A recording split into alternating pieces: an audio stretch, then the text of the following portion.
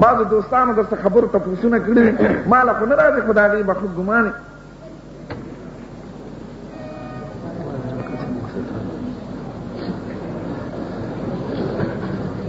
دا چا لیکلي پته نه لګي هر قسمه خلک بس ټول خلک وایي چې ستا تعلق جماعت اسلامي سره دی او جماعت اسلامي او رکن دا ویلي چې مدینې منورې ته ویزه مونږ ورکړې ده دا دواړه دروغ ویلي دروغجن دی او په دروغجن د خدای لعنت وي دروغ وایي ټول لوړه مسلمانان زمونږ لوڼه دي غلط ته غلط وایي قسم دی که نیکه مې زه پروا نه لرم جماعت اسلامي کې ډېرې خبرې خطا دي مونږ ته مخالف یو دا دروغ وای بس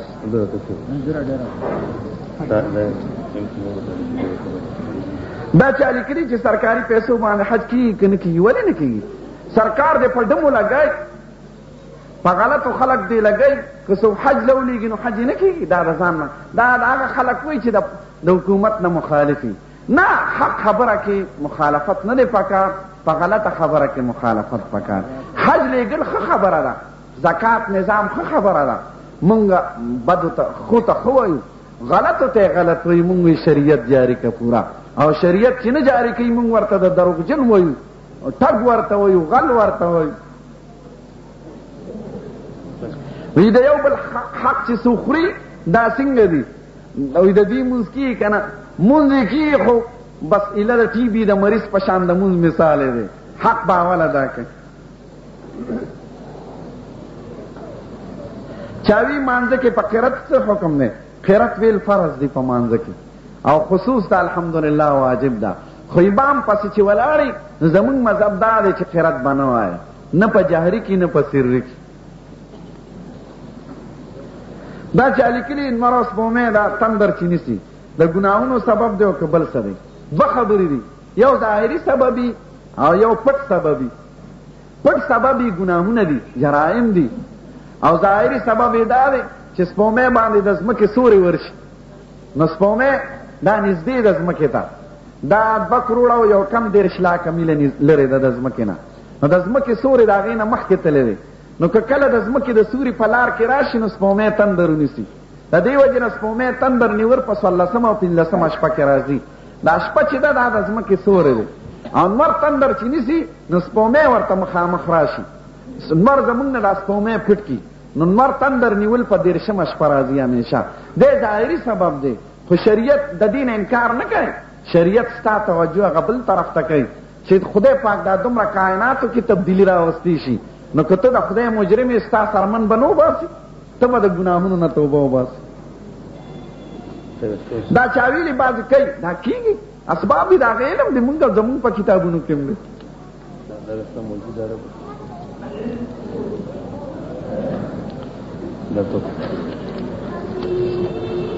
چاوی قضا عمری څنګه دا خو مخکې ملي قضا عمری نشته په اسلام کې دا چېرته قمقلو شیخانو جوړه کړې ده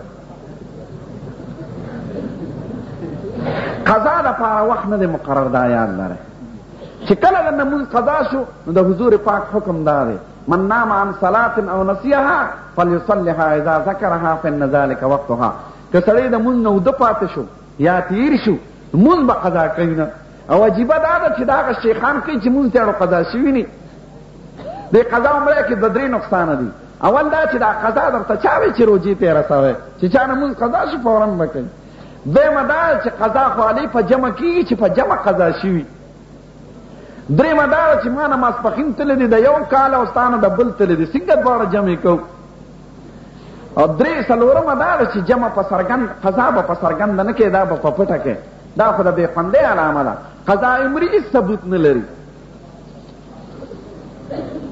حضرت امام ابو حنیفه اصلا څوک وایي ایرانی دی او څوک وایي د افغانستان د یو درې دی دا افغانستان د قوم نه خو پخوا نیکونه یې تللي دي عراق ته ایران ته د ایران نه تللی دی عراق ته نو نیکونه د افغانستان د یو درې دي د ایران کې ایران نه تللی دی نیکې د حضرت علي صاحب په زمانه کې تللی دی بیا د ده پلار حضرت علي صاحب ته نیکه بوتلی دی هغه ورته دعا کړی چا لیکلي چې حضور پاک معراج ته تللی بدن او روح یې تللی که صرف روح دواړه تلي دا یاد لرئ حضور پاک په خپله تللی دی، صرف روح نه دی تللی، خوب یې نه لیدلی، په رښتیا تللی دی. خوب خو زه هم لیدی شم اسمان ته بخېږم. بیا خو د حضور پاک معجزه څه شوه؟ خدای هغه ته عبد ویلی دی، خپل بنده یې بوتلی دی. نو بنده یوازې روح ته نه وایي، نو خوب ته. عام عالمانو دا عقیده ده چې حضور پاک هم په دې شکل هم په دې بدن مبارک هغه اسمانونو ته تللی دی، د خدای دیدار له او بیا راغلی دی. نو معراج د بدن او روح دواړو سره شوی دی. د اختلاف پخوا او د اختلاف اوس ختم دی.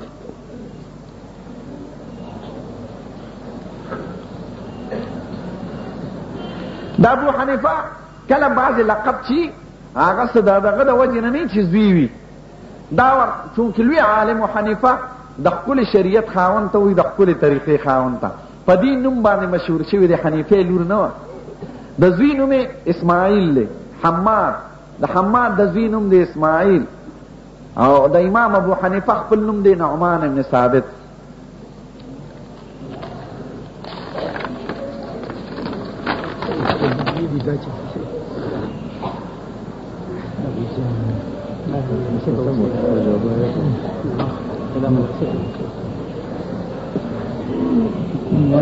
وی بعضې خلک داسې رواج کوي چې به عرفات ورځ شي نو د سهار نه خبرې نه کوي، په اشارو باندې خبرې کوي.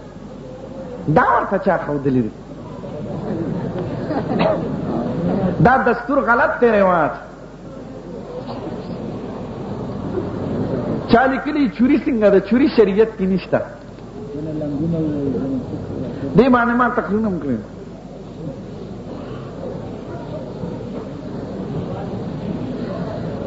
د چورې مسلې او چورې کې رواج چې څوک کوي چې لنګ ورته وایي خبرې نه کوي.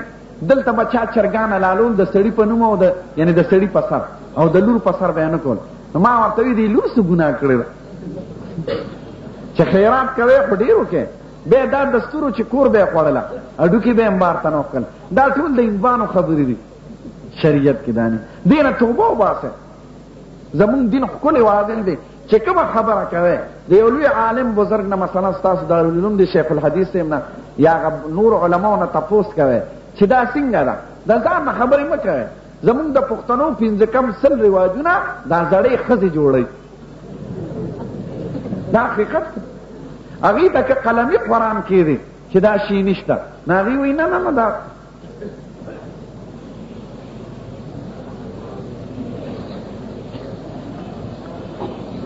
که چا د ګناه اراده کړي په ښه اسبابو نه یې کار اخیستی خو ګناه ونه شي نو یو جرم ورته لیکلی کېږي. او که توبه ترې وباسي نو خدای پاک هغه بدي وله په نیکۍ بدله کړي.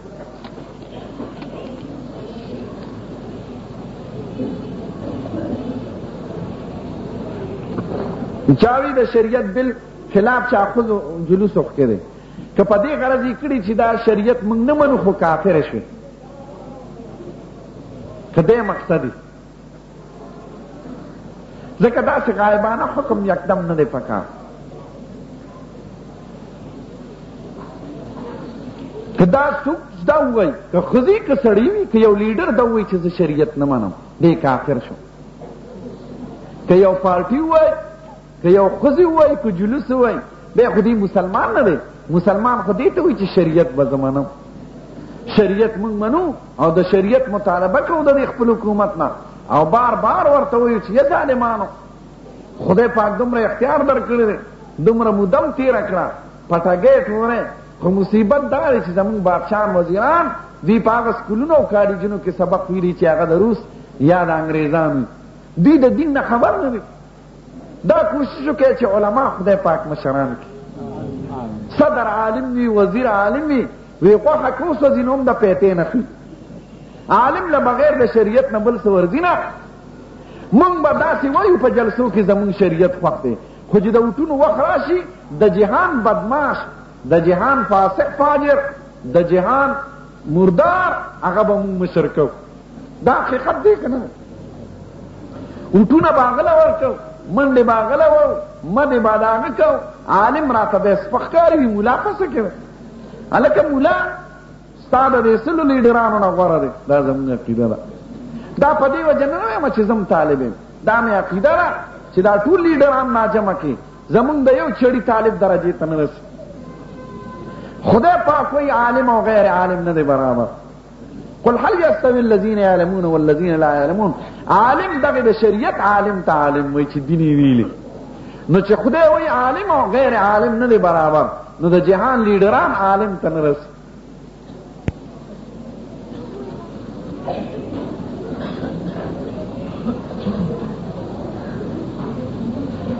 یو سړي تپوس کړی چې تبلیغ کې زم خو پلار راته اجازت نه کوي، که پلار بیماری تکلیفي ورته بل سوکینی به بنزي، دلته د خپل عالمانو نه دین زده کوي او سبق دی. تبلیغ کې وتل فرض نه دی، غوره خبره ده مستحبه، نو د مور پلار خدمت مخکې ضروری دی. او کنه هغه چې د دې وجې نه دین سره د هغې پلار محبت نی مینې نی، دته عزت نشته، نور وړې هم شته، پیسې هم شته، هر څه شته، خو دې تبلیغ ته سپک ګوري یا اهمیت نه ورکوي، بیا خیر دی وتی شي. خو که ضرورت خدمت بیماری بیا بنوزي. دا چې وابیان ته په وابیان د اهل حدیثو ته د مذهب تابع دي، په وس هغې پسې مونځ مه کوئ. د هغې وجه دا ده چې هغې په ډېرو څیزونو اودس نه ماتوي.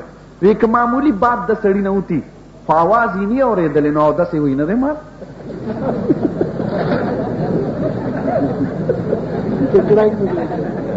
که باد تې وتي او بوی نه یې محسوس کړی وي، اودس یې نه دی مات. که وینه تې دومره لاړه شي چې یو نیر تې لاړه شي، اودس یې نه دی مات، نو وی به بیا اودس او ته به ورپسې مونځ کوې. نو بل عالم پرهېزګاره پسې کوی، د مذهب خاوند چې مذهب پسې څوک نه د هغه د ژوند روح نه دی معلوم، په ګډو وډو سري کله به یو څه وایي کله به بل څه وایي، ټول عبادت به درله خراب کړي. د مذهب پابندۍ کې د عبادت روح معلوم شي، او بې مذهبو خلقو پسې د عبادت روح نه دی معلوم، مونځ ورپسې مه کوئ. او که داسې ګیر شو اتفاقا نو جمع مه پرېږدئ، بیا کوئ، خو مخکې نه قصدن و ارادتن مه کوئ. امین چا ویلي دي، که چا په زوره ووایي روا ده مونځ، خو غوره امین امین دعا ده. ما ورته وایي دعا په پټه راغلې ده، نو امین مونږ هم وایو خو مونږ یې په پټه وایو. دواړه په احادیثو کې راغلي دي، په زور هم راغلي دي، په پټ هم راغلي دي. زمونږ عالمان پټه غوره ګڼي، ځکه چې امین دعا ده، دعا په پټه. زکریا علیه السلام په پټه دعا، اذ نادا ربه نداء خفیا، او واذکر ربک فی نفسک تضرعا وخفیا. لاسونه بره کېښودلو لاندې، دا که یو عالمي محدثي د احادیثو نه خبر یې هغه ته شته اجازت. او زما غوندې یا د بعضې پاټو واله چې دار ته رښتیا هم لکه جماعت اسلامي والا، هغې لاسونه به بره کېږي، دا د مذهب نه وتل دي. هلکه تاسو خپل مذهب پرېښود، د چا دپاره هم پرېښود. مودودي صاحب خو ښه سړی به، خدای پاک دې وبخي، موږ چاته خیرې نه کوو، خو په د دین په مسلو کې هغه پسې مه ځئ. سیاست دی، څوک ولی خان پسې روان دي، څوک اثر خان پسې، څوک د بټو خان لور پسې، څوک مودودي صاحب پسې. دین په خبرو کې هغه پسې مه ځئ. دا مې ورته نصیحت دی.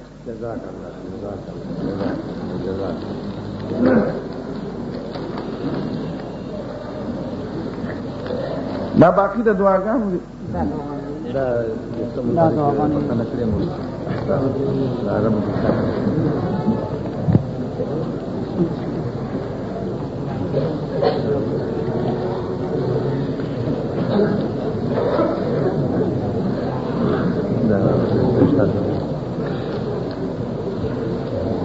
عربو ملک ویخته مبارک خو ما ته نه دی معلوم، خو زه به درته خپل ملک یو ښیم.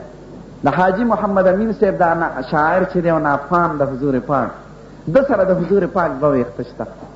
چارسده کې په تورنګزو کې دا دوه ویخته دي، هغه د افغانستان د وزیرانو نه راوړي او افغانستان ته د عربو د زمانې نه را رسېدلي. دوه ویخته مبارک شته په چارسده کې په تورنګزو کې.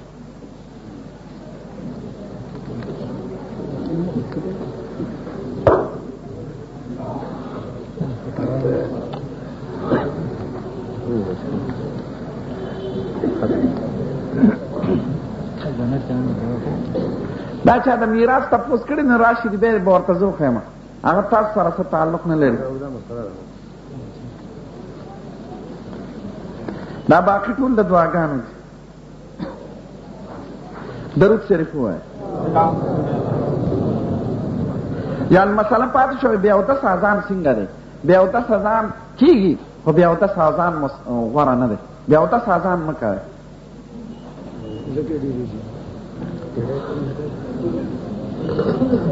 په مانځه کې خپې ازادې بعضې خلک ډېرې ارتې کېدي، دومره به ارتې نه کېنئ د انسان طبیعي وضع چې څومره ده په دغه شان یو لیش په اندازه دومره جدایي ښه ده.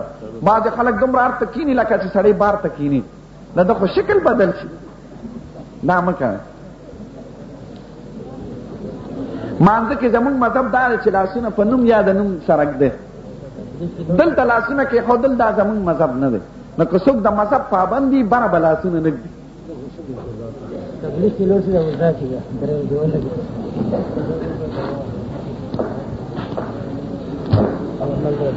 چاویلی لوټ فکر کې ما ورته وویل ذکر په زوره مه کوئ او نعت ویل یا چې خلک یې اوري یا تقریر وعظ د خلکو د فایدې دپاره چې خلک ورته ناست دي په دومره اندازه لوټ فکر ساتئ چې چاته تکلیف ونه رسي. درود شریف ووایه. الحمد لله رب العالمين والصلاة والسلام على سيد الأنبياء والمرسلين.